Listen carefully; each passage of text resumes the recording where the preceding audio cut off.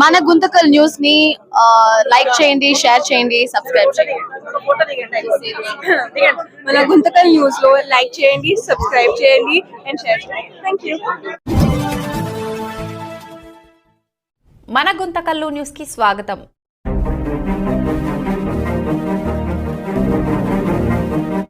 మన రాయలసీమ జిల్లాలో ఎక్కువ శాతం మంది మన వాల్మీకులు ఉన్నారు.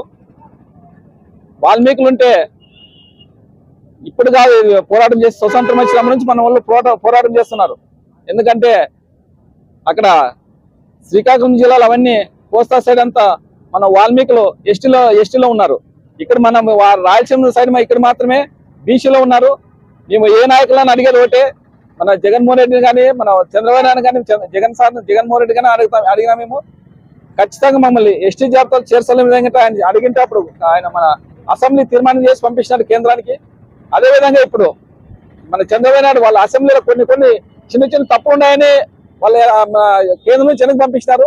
ఈ చంద్రబాబు నాయుడు ప్రతి నియోజకవర్గంలో మా రాయలసీమలో ఆంధ్రప్రదేశ్ జిల్లా కర్నూలు ప్రతి నియోజకవర్గంలో ఆయన ప్రచారం చేసినప్పుడు అందరూ చెప్పినాడు, మేము ఎస్టీ నాకు అధికారంలోకి వస్తే ఖచ్చితంగా ఎస్టీ జాబితాలో చేర్చామని చెప్పి ఈ రోజు చంద్రబాబు అంతా మాట తప్పించుకొని ఈ రోజు అసలు ఆ ఎస్టీ గురించే అసలు ఆయన మాట్లాడడం లేదు.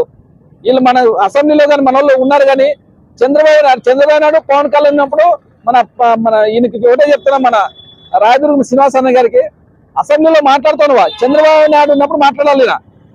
నాకు ఎందుకంటే మాకు అవకాశం వస్తే మాకు అవకాశం లేక అసెంబ్లీలో పోలేకపోయినాము.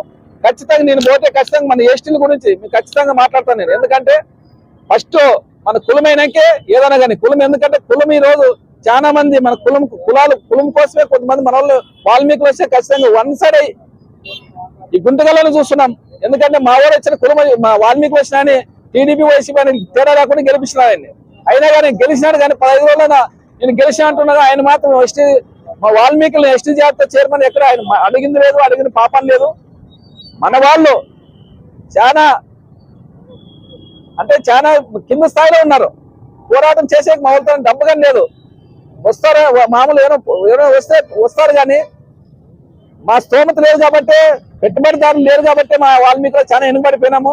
మేము చంద్రబాబు నాయుడు కొట్టే చెప్పింది, ఇప్పుడు మీరు కేంద్రంలో పొత్తులో ఉన్నారు, మీ కూటమి ఉన్నది.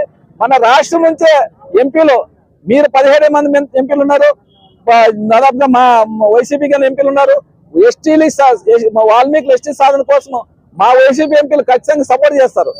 మీరు కానీ మీ 21 మందిని ఎంపీలు ఖచ్చితంగా సపోర్ట్ చేసే విధంగా చంద్రబాబు నాయుడు తీర్మానం చేసి పంపిస్తే ఖచ్చితంగా అయిపోతుంది అనే విధంగా చెప్తున్నాము. ఈ చంద్రబాబు నాయుడు యాడ్ చూసినాక వాల్మీకులు ఓట్లు మాత్రం అడుగుతారు తప్ప ఎస్టీ జాబితా అసలు ఆయన పక్కన దారిని పట్టిస్తున్నాడు. ఇంతవరకు అయింది 2 ఏళ్ళ వాళ్ళ ప్రభుత్వం వచ్చి ఇంతవరకు ఆడే కానీ ఎస్టీ గురించి మాట్లాడింది లేదు చంద్రబాబు నాయుడు. ఇప్పుడు ఖచ్చితంగా చంద్రబాబు నాయుడు అనుకుంటే ఖచ్చితంగా మోడీ గారిని మన వాల్మీకులు ఎస్టీ జాబితాలు ఖచ్చితంగా చేరుస్తారు. ఎందుకంటే వాల్మీకులు మన కాశ్మీర్లో ఎలక్షన్ పోయే ముందే మోడీ గారు మన వాల్మీకులు ఎస్టీల జాబితాలు చేసి ఎలక్షన్ పోయినారు. అయినా కానీ అయినా వాళ్ళు కాశ్మీర్లో గెలిచేవాళ్ళు. అలాంటిది ఈ రోజు మన ఆంధ్రప్రదేశ్ లో ఎంపీలు అంతమంది ఎంపీలు మన ఆంధ్రప్రదేశ్ నుంచే ఇప్పుడు రాష్ట్రం నడుస్తుంది. కేంద్రంలో మోడీ గారు ప్రధానమంత్రిగా నడుస్తున్నాడు. అలాంటిది చంద్రబాబు నాయుడు ఎందుకో దాన్ని పక్కన పెట్టిన మాకు అర్థం. ఖచ్చితంగా మా వాల్మీకుల కోసం మా ఎస్టీ సాధన ఖచ్చితంగా చేసి అసెంబ్లీలో తీర్మానం చేసి పంపించాలనే విధంగా మా చంద్రబాబు కోరుతున్నాము.